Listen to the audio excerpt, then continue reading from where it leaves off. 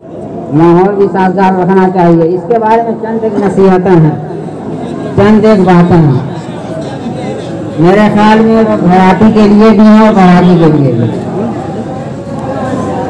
अगर मेरी बातों का कुछ लोगों के ऊपर अगर वजन मालूम है तो मुझे माफ़ करेंगे, इसलिए कि इस वक्त तो मैं सही बात ही करूँगा जो शरीयत में है। इसलिए शरीयत की जो बातें हैं वो आप हज़रात के सामने मैं पेश कर रहा हूँ। ना घराती को बुरा मानने की ज़रूरत है और ना बाराती को बुरा मानने की ज़रूरत है, बल्कि अपने आप को सही रास्ते पर डालने की ज़रूरत है कि पूरी उम्मत सही रास्ते पर आ जाए, पूरी उम्मत सही रास्ते पर आ जाए और सही तरीके से निकाह हो, सही तरीके से निकाह हो, चाहे वो अमीर का हो या गरीब का हो। इस बात को समझाने के लिए मैं आपके सामने एक मिसाल अर्ज करता हूँ। भैया वो सुन रहे हैं ना, एक मिसाल मैं पेश करता हूँ, आप इसको सुनें। हमारे बुजुर्गों में एक बुजुर्ग थे हातिम असम रहमतुल्लाह अलैह, ये बहुत बड़े बुजुर्ग हैं, बहुत बड़े बुजुर्ग हैं। तो ये एक मरतबा सफर करके मदीना शरीफ जा रहे थे। रास्ते में एक शहर था, उस शहर में इनको रुकने की जरूरत पेश आ गई, वहाँ वो रुक गए। वहाँ बहुत बड़े एक आलिम फाजिल और काजी क़ुज़ात यानी बहुत बड़े काजी रहते थे जो फैसले करते थे, फैसले सुनाते थे। तो उन्होंने कहा कि मैं काजी साहब से मिलना चाहता हूँ, काजी साहब से मिलना चाहता हूँ। उनका नाम था हातिम असम रहमतुल्लाह अलैह, जो काजी साहब से मिलना चाहते थे। और काजी साहब बहुत बड़े आलिम और फाजिल थे और शहर के काजी थे। लोगों ने जाके कहा काजी साहब से कि एक आदमी आए हैं, वो आपसे मिलना चाहते हैं। तो कहा कि बुला लो उन्हें, यही बुला लो। तो हातिम असम रहमतुल्लाह अलैह वहाँ पहुँच गए। तो थोड़ी सी बात हुई, फिर हातिम असम रहमतुल्लाह अलैह ने कहा कि हजरत मुझे वजू बनाने नहीं आता है। क्या कहा, क्या कहा भाई, मुझे वजू बनाने नहीं आता है, आप मुझे वजू बनाने का तरीका सिखा दें, आप मुझे वजू बनाने का तरीका सिखा दें। तो उन्होंने कहा कि वाह साहब माशाअल्लाह दाढ़ी भी है और साहब टोपी और ये साहब अच्छे दिखाई भी दे रहे हैं, आपको वजू ही बनाने नहीं आता। कहा हजरत नहीं आता, तभी तो कह रहे हैं कि मुझे वजू बनाने का तरीका सिखा दे। तो उन्होंने खादिम से कहा कि लोटा ले आओ, पानी ले आओ। पानी आ गया, लोटा आ गया और लगे बनाने। हातिम असम रहमतुल्लाह अलैह बनाने लगे वजू उनके सामने। तो आप हजरत जानते हैं ना कि 3-3 मरतबा आज़ाद होना सुन्नत है और 1 मरतबा मसा करना भी फर्ज है, लेकिन सुन्नत 3-3 मरतबा हाथ और कुल्ली करना, नाक में पानी डालना और हाथ धोना 3-3 मरतबा सुन्नत है। सब लोग जानते हैं ना इस बात को। तो वो जब गट्टे तक हाथ उन्होंने धुला तो 5 मरतबा धुला। क्या मरतबा धुला?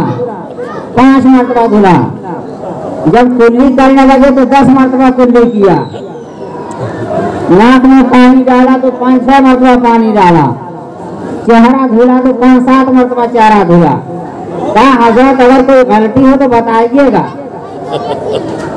तो उन्होंने कहा कि तुम तो सरासर गलत बना रहे हो। कहा हजरत क्या कमी रह गई? कहा कमी यह रह गई कि 1 मरतबा धोना तो फर्ज है, लेकिन 3 मरतबा धोना सुन्नत है। तो ये जो 3 मरतबा से ज्यादा 4, 5, 6, 8 तक तुमने धुला है, तो ये पानी जो खर्च हुआ है ये इसराफ है, यानी ये फजूल खर्ची है। ये क्या है? ये फजूल खर्ची है। इससे सवाब नहीं मिलेगा, इससे तुम्हें गुनाह होगा फजूल खर्ची का। इससे तुम्हें गुनाह होगा किसका? फजूल खर्ची का गुनाह होगा। इस बात को समझ लो कि 3 मरतबा सुन्नत है, 5 मरतबा मत धोना। 3 मरतबा कुल्ली करना सुन्नत है, 10 मरतबा मत करना। 3 मरतबा नाक में पानी डालना सुन्नत है, 4 मरतबा मत करना। तो बहरहाल हातिम असम रहमतुल्लाह अलैह बहादुर खड़े हो गए। कहा कि हजरत गुस्ताखी माफ हो, अगर ये एक लोटा पानी में 2-4 मरतबा ज्यादा धुल लेना इसराफ और फजूल खर्ची है। तो इतना बड़ा आपका आलीशान महल है और इतने मोटे मोटे आपके गांव तकिया लगे हुए हैं, नरम बिस्तरा है, बेहतरीन पेंडिंग है और वक्त की बेहतरीन चादर और तकिए रखे हुए हैं। क्या ये फजूल खर्ची नहीं है? क्या कहा? क्या ये फजूल खर्ची नहीं है कि जो जिसमें काम चल जाता हो उससे ज्यादा करना, ये फजूल खर्ची है। मुझे आप हजरात के सामने बहुत मुख्तसर सी और बहुत ही कायदे की बात करनी है ताकि आपको तकलीफ भी ना हो, आप बात समझ में आ जाए। देखिए गलतियां दोनों तरफ से होती हैं। गलतियां किधर से होती हैं? दोनों तरफ से होती हैं। घराती अगर मालदार हैं या थोड़ा सा उनका माहौल दूसरे टाइप का है, बड़े बड़े लोगों से दोस्तियां और ताल्लुकात हैं, तो वो अपने शादी को बहुत हाई फाई बनाते हैं। इतना हाई फाई बनाते हैं कि जितना इसराफ और फजूल खर्ची में खर्च होता है उससे कितने बच्चियों की जो यतीम हैं और बिल्कुल नादार हैं और गरीब हैं और मुफलिस हैं, उन रकम से उन बच्चियों की शादी हो सकती है। उन रकम से उन बच्चियों की क्या हो सकती है? अगर हमारे मुसलमान मालदार भाई फजूल खर्ची करना बंद कर दें और जो वो रुपया इन तमाम चीजों में लगा रहे हैं, इन तमाम चीजों में लगाने के बजाय अगर वो उतना पैसा किसी गरीब लड़की की शादी में डाल दें, तो आप बताइए ये एक अमल उनके मग़फ़िरत का जरिया बन सकता है कि नहीं बन सकता है? बन सकता है। ये बनेगा नहीं बनेगा? बनेगा। करेगा कौन आखिर? यानी ये रास्ता कौन दिखाएगा? माशाअल्लाह जिनके यहाँ शादी हो रही है अल्हम्दुलिल्लाह बेहतरीन आदमी हैं, नमाजी हैं, परहेजगार हैं, सब कुछ हैं, लेकिन इस फजूल खर्ची की तरफ किस चीज ने इनको ढकेला है? माहौल ने ढकेला है। किस चीज ने ढकेला है? माहौल ने ढकेला है। 4 जगह गए, 10 जगह गए, उन्होंने देखा उनका ऐसा है, उनका ऐसा है, उनका ऐसा है, तो इस फजूल खर्ची ने माहौल की वजह से ये फजूल खर्चियाँ हुई। ये फजूल खर्चियाँ क्यों हुई हैं? माहौल की वजह से। इस माहौल को मुसलमान बदलें। मुसलमान नहीं बदलेंगे तो ये मुसलमानों को देख करके ये पूरी कौम, चाहे हिंदू भाई हो, चाहे ईसाई हो, चाहे यहूदी हो और चाहे दुनिया की कोई भी कौम हो, वो ये देख करके नहीं समझ पाएंगे कि ये मुसलमान की शादी है या किसी दूसरे मजहब की शादी है। कम से कम हम मुसलमानों को अपनी शादियां ऐसी करनी चाहिए कि देखने वाला हमारा गैर मुस्लिम भाई ये बात समझे कि इस्लाम बहुत बेहतरीन तरीका सिखाता है और बहुत आसानी से शादियां हो जाती हैं, बहुत आसानी से शादियां हो जाती हैं। तो एक इसराफ से बचने का हम मुसलमानों के लिए ये बहुत जरूरी है दोस्तों। इसको आप हजरात अपने दिल पर लें और अपनी शादियों को सस्ता बनावें। अब हमारे अली हसन भाई जो अब्दुल-रहमान भाई के समधी बनने वाले हैं, ये 150 आदमियों को बारात लेके आए। भाई बाराती है ना, तो ये 150 आदमियों को बारात लेके आए हैं। ये दारुल उलूम देवबंद में फतवा भेजें और पूछें कि क्या 150 और 200 और 100 बारातियों को ले जाना जायज़ है? या नबी पाक सल्लल्लाहु अलैहि वसल्लम ने अपने शादियों में बारात किया था या किसी सहाबी के बारात में हुजूर गए थे? जरा अपने मुफ्तियों से पूछ लें कि क्या किसी सहाबी के शादी में कोई बाराती गया था? ये तो दोस्तों एक रस्म है, ये रस्म है, ये फजूल खर्ची है। आप जानते हैं शादियों में बारात क्यों आती है? ये पहले का मजहब नहीं है। ये बीच में जब बहुत ज्यादा चोर उचक्के डकैत रास्तों में लगा करते थे, बहुत ज्यादा चोर डकैत रास्तों में लगा करते थे, तो जब शादियां होती थी तो लड़के की तरफ से कुछ आदमी जाते थे ताकि रास्ते में लड़की भी महफूज रहे, बाराती भी, और जो लोग जा रहे हैं वो भी महफूज रहे और जो माल ताल है वो भी क्या रहे, वो महफूज रहे। उन चोरों से डकैतों से बचाने के लिए एक रस्म चली और वो रस्म बढ़ते बढ़ते मोछ वाली बन गई कि हम 200 लेकर के जाएंगे, 300 लेके जाएंगे, वहाँ सब घराती क्या कहेंगे, अरे साहब आप 50 बाराती लेके आएंगे, हमारी तो नाक कट जाएगी। अरे नाक क्या कट जाएगी यार, आपकी रकम बच जाएगी, वही गरीबों में बांट दीजिएगा। घराती की तरफ से भी बदगुमानी हो रही है और बाराती की तरफ से भी बदगुमानी हो रही है। आप जानते हैं ना कि किसी की बहन बेटी के ऊपर निगाह डालना हराम है, नाजायज है। हमारी शरीयत नहीं बताती है, हमारे अल्लाह नहीं बताते हैं, हमारे नबी साहब सल्लल्लाहु अलैहि वसल्लम नहीं बताते हैं। तो क्या हमारा मर्तबा अल्लाह और रसूल का हुक्म तोड़ने से बढ़ेगा? बढ़ेगा? हमारा मर्तबा बढ़ जाएगा। अगर हम वेटर मर्दों के बजाय औरतों को रख लेंगे तो जो नीम बरहना लड़कियां खाना खिलाएंगी तो मर्द खाना खाएंगे कि उन्हें निहारेंगे? क्या करेंगे? वो खाना खाएंगे कि निहारेंगे उनको? बताइए, हो रहा नहीं हो रहा है? बेशुमार लड़कियां बेपर्दा घूम रही हैं। अब किसी के अंदर ये मजाल नहीं है कि वो ये कहे कि भैया हमारे नबी के शान के खिलाफ, हमारे नबी ने कहा गलती से किसी की बेटी के ऊपर अगर निगाह पड़ जाए तो फौरन हटा लो, दूसरी मर्तबा मत डालो। और यहाँ तो गोश्त भी मांगना है, चावल भी मांगना है। अगर हम ऐसे ही करते रहेंगे दोस्तों तो अभी तो ये लेडीज आ रही हैं, फिर इसके बाद मुखन्नस और हिजड़े आने लगेंगे। इसलिए भाई ये सब सारी चीजें जिनमें परहेज जरूरी है। अगर हम मुसलमान परहेज नहीं करेंगे तो हमारे गैर मुस्लिम भाई जानेंगे कि इस्लाम में शादी बहुत महंगी है, बहुत महंगी है। ये मुसलमानों का धर्म अच्छा नहीं है। हालांकि मुसलमानों का धर्म तो इतना अच्छा है दोस्तों कि दुनिया में कोई ऐसा धर्म है ही नहीं है। आप बताइए, हमारे नबी साहब की 4 बेटियां थी, उनकी शादियां हुई, कैसे हुई है? 1,24,000 सहाबा किराम थे, उनके बेटियों की शादी हुई है, कैसे हुई है? आप जरा पता लगा करके देखें। अभी दारुल देवबंद का एक वाकया बता रहा हूँ। हजरत शेखुल हिंद मोहम्मद हसन देवबंदी रहमतुल्लाह अलैह बहुत बड़े बुजुर्ग हैं। सादगी की एक मिसाल दे रहा हूँ, उसका मतलब ये नहीं होगा कि आप भी ऐसे करें। मिसाल दे रहा हूँ, ये मिसाल थी। वो एक दिन अपने घर पर आए, उनकी लड़की बालिग हो चुकी थी। उन्होंने मस्जिद में देखा कि एक लड़का नमाज पढ़ रहा है, बड़ा दीनदार है। तो उसने हजरत ने उस लड़के से बात किया कि बेटा तुम्हारी शादी हुई है? तो कहा हजरत शादी नहीं हुई है मेरी।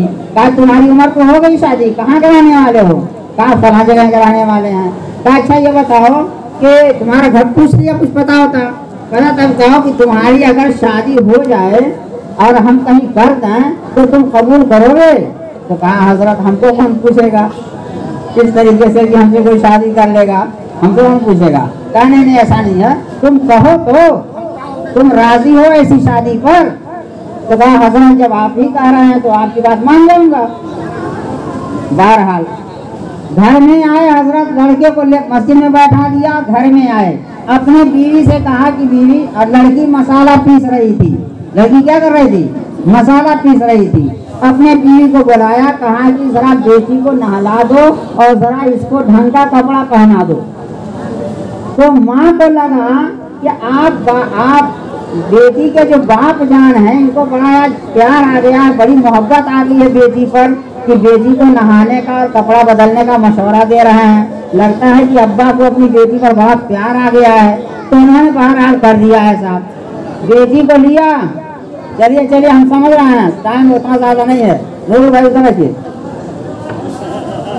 तो बहरहाल सुनिए, तो हजरत ने लड़की लिया, गवाहान लिए, मस्जिद पहुंचे और लड़के से लड़की की शादी किया। कहा बेटा ये मेरी लड़की है, इससे तुम शादी कर लो और इसको ले जाइए, तुम्हारे दीनदारी की बिना पर मैं शादी कर रहा हूँ, तुम इसको ले करके जाओ। नबी पाक सल्लल्लाहु अलैहि वसल्लम ने जब हजरत फातिमा की शादी किया तो शाम को उम्मे ऐमन को बुलाया और कहा कि अली रुखसती मांगते हैं। शादी तो पहले हो चुकी थी, रुखसती नहीं हुई थी। तो कहा कि अली रुखसती कराना चाहते हैं। तो उम्मे ऐमन से कहा कि मेरी बेटी फातिमा को ले लो और अली के घर पहुंचा दो। बहरहाल ये सादगी इस्लाम सिखाता है।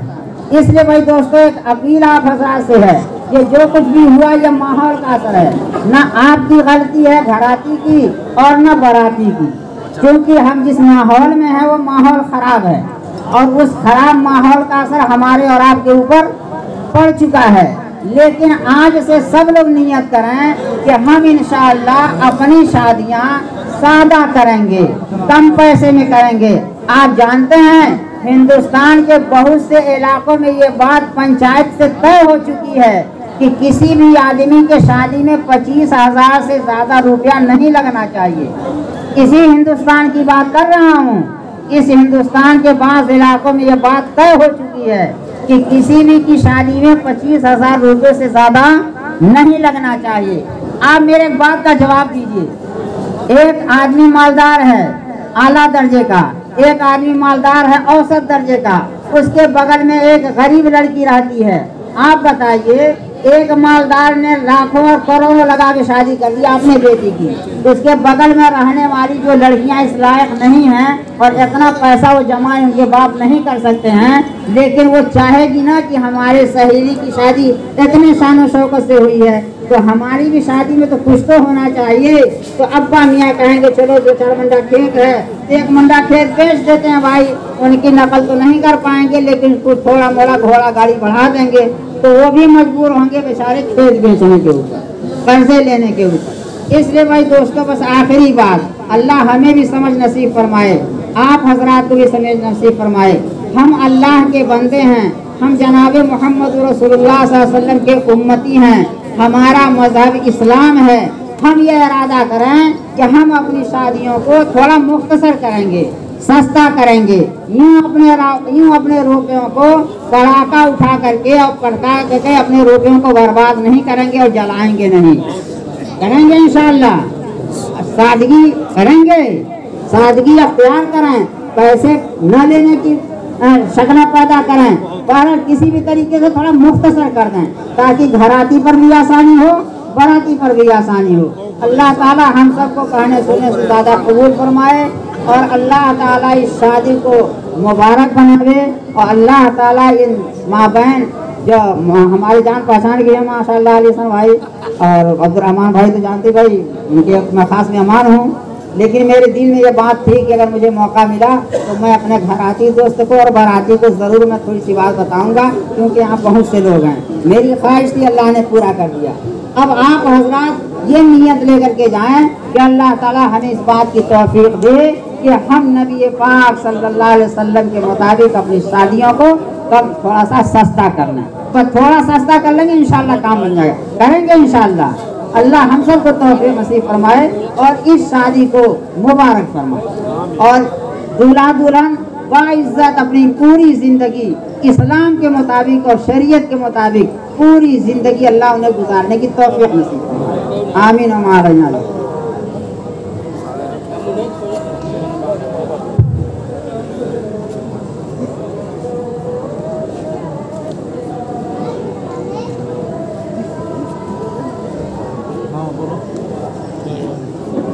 चले गए।